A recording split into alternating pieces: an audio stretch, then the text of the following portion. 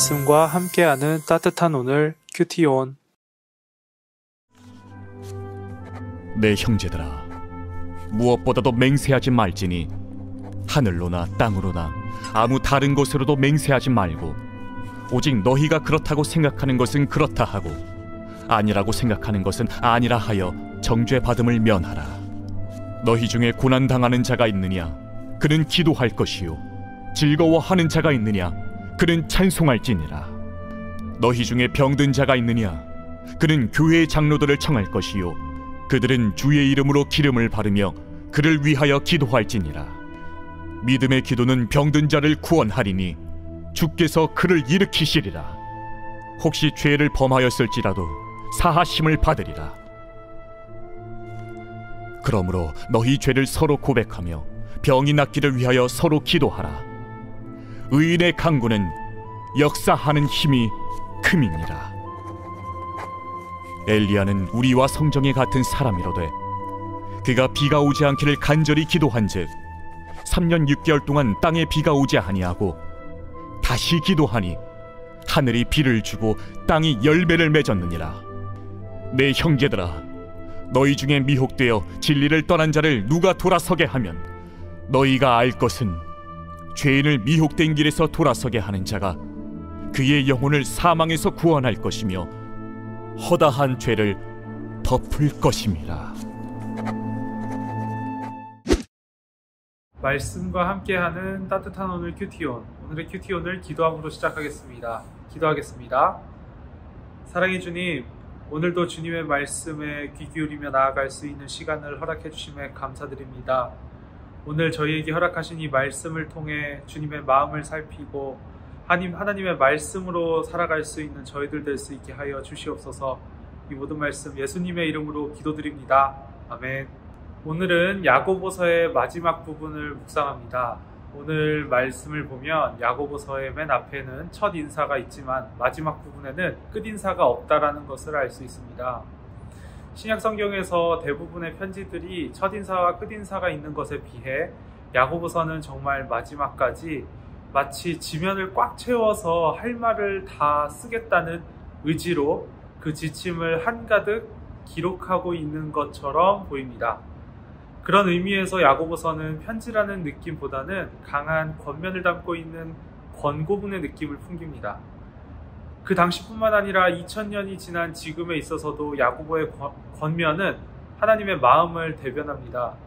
오늘은 우리에게 주어진 이 야고보서의 권면을 하나씩 살펴보며 묵상의 자리에 서도록 하겠습니다. 오늘 말씀의 처음은 그 무엇으로도 맹세하지 말 것이라고 말하고 있습니다. 야고보의 이러한 권면은 마태복음 5장 33절에서 37절까지 예수님이 하셨던 권면과 같은 내용을 담고 있습니다. 맹세는 강한 확신으로부터 옵니다. 그리고 그 강한 확신 속에서 고집과 불통, 그르치는 일들이 종종 있습니다.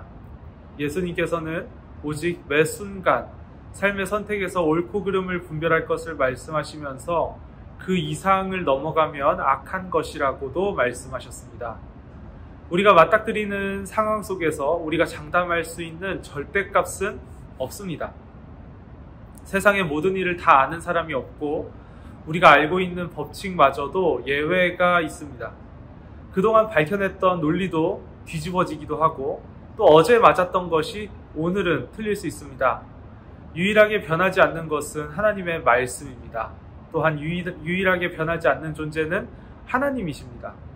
그렇기에 우리는 매 순간 강한 확신으로 단정짓지 말고 하나님을 바라보며 옳고 그름을 분별하는 삶을 살아야 합니다. 다음으로 야고보는 고난당하는 자는 기도하고 즐거워하는 자는 찬송하라고 권면합니다. 고난 가운데 기도하는 것, 그리고 즐거운 가운데 찬송하는 것은 그리스도인이 가지는 당연한 자세로 여겨질 수 있습니다. 하지만 이 당연한 자세가 참 어렵기도 합니다. 고난 가운데 우리는 내가 할 수 있는 방법을 다 동원하는 것이 먼저일 수밖에 없는 상황이 많고, 또 즐거운 가운데에서는 그 즐거움을 만끽하느라 정신없을 때도 참 많습니다. 여기에서 한 발자국 더 나아가게 될 때 우리는 고난 안에서 기도하며 하나님께 문제를 해결해 달라고 찾기도 하고, 또 즐거움 안에서 찬송하며 즐거움을 허락하신 하나님께 감사하는 마음을 가질 때도 있습니다. 그러나 야고보의 권면은 여기에서 한 걸음 더 나아가기를 바라고 있습니다. 여기서 한 걸음 더 나아가서 기쁠 때나 슬플 때나 언제나 함께 계시는 하나님을 찾으라고 말하고 있는 것입니다. 다시 말해서 매 순간 함께 하시는 하나님, 그 하나님을 바라보고 구하라는 것입니다. 우리의 희노애락을 함께 하시는 하나님, 우리가 찾지 않을 때에도 하나님께서는 우리 곁에서 일하시고 함께 하시는 분이십니다. 신앙인은 매 순간 일하시는 하나님을 발견하며 살아가는 사람이라는 사실을 잊지 않는 저와 여러분이 되기를 소망합니다. 세 번째로 야고보는 교회 장로들에게 아픈 자들을 위해 기도해달라고 요청하라, 그리고 병을 낫기 위해 서로 기도하라고 권면합니다. 이에 덧붙여서 선지자 엘리야가 기도로 비를 내렸던 기적을 언급하고 있는 걸 보면 이것은 마치 기도를 하면 불치병도 나을 수 있다라고 말하는 것처럼 보입니다. 하지만 이것은 오해입니다. 장로가 영적으로 대단한 능력을 가지고 있어서 찾아가라는 것이 아니라 그만큼 교회를 사랑하고 돌보는 사람으로서 그 장로에게 찾아가라라는 말인 것입니다. 교회를 돌아보는 장로의 기도는 곧 믿음의 기도임과 동시에 의인의 간구입니다. 기도의 능력과 기적에 초점을 맞추는 것이 우리의 일반적인 마음이라면 하나님의 마음은 의인의 간구에 있습니다. 의인은 어떤 사람인가요? 하나님의 의, 하나님의 뜻을 드러내는 사람입니다. 하나님은 자신의 뜻을 이루시기 위해서 기적을 사용하실 수 있는 분이지만 기적을 위한 기적을 일으키시지는 않으십니다. 기적은 하나님의 뜻을 이루는 하나의 방법일 뿐입니다. 의인은 이것을 알고 있는 사람입니다. 그렇기에 기적에 목을 매지 않습니다. 그래서 의인은 하나님께 간구할 때 믿음으로 기도합니다. 하나님의 뜻을 이루어 달라고 기도합니다. 엘리야는 그런 사람이었고 교회의 장로 또한 그런 기도를 할 수 있는 사람이라는 것입니다. 엘리야나 장로뿐만 아니라 우리도 믿음의 기도를 할 수 있습니다. 하나님의 뜻을 구하는 기도를 할 수 있습니다. 그래서 야고보는 서로 낫기를 위하여 기도하라고도 말하고 있는 것입니다. 기적이나 성취를 바라는 기도를 넘어서서 우리 가운데 일하시는 하나님을 향한 기도, 하나님이 어떻게 우리 가운데 일하시는지, 지금 이 순간 나를 어떻게 사용하실 것인지를 간구하는 기도를 할 수 있는 저와 여러분이 될 수 있었으면 좋겠습니다. 바쁘고 바쁜 현대사회 속에서 우리를 비롯한 많은 사람들은 주어진 과제들을 해나가기에 급급할 뿐만 아니라 익숙한 것을 찾고 때로는 내 삶을 뒤바꿔 놓을 기적을 바라기도 합니다. 이에 대해 야고보는 하나님을 바라보라 라고 도전합니다. 우리의 하나님이 과거에만 계셨던 분이 아니시기에 성경이 전설이나 동화가 아니기 때문에 우리는 이 도전을 충분히 받아들일 수 있습니다. 큐티온 가족 여러분, 오늘도 일하시고 계시는 우리의 하나님을 바라보는 의인으로서 믿음의 기도로 하나님의 일하심 가운데 서서 분별하며 살아가는 저와 여러분이 될 수 있기를 소망해 봅니다. 오늘의 묵상 문장입니다. 오늘도 내 곁에서 일하시고 계시는 하나님을 바라보라. 이 묵상 문장을 생각하시면서 함께 기도의 자리로 나아가겠습니다. 기도하겠습니다.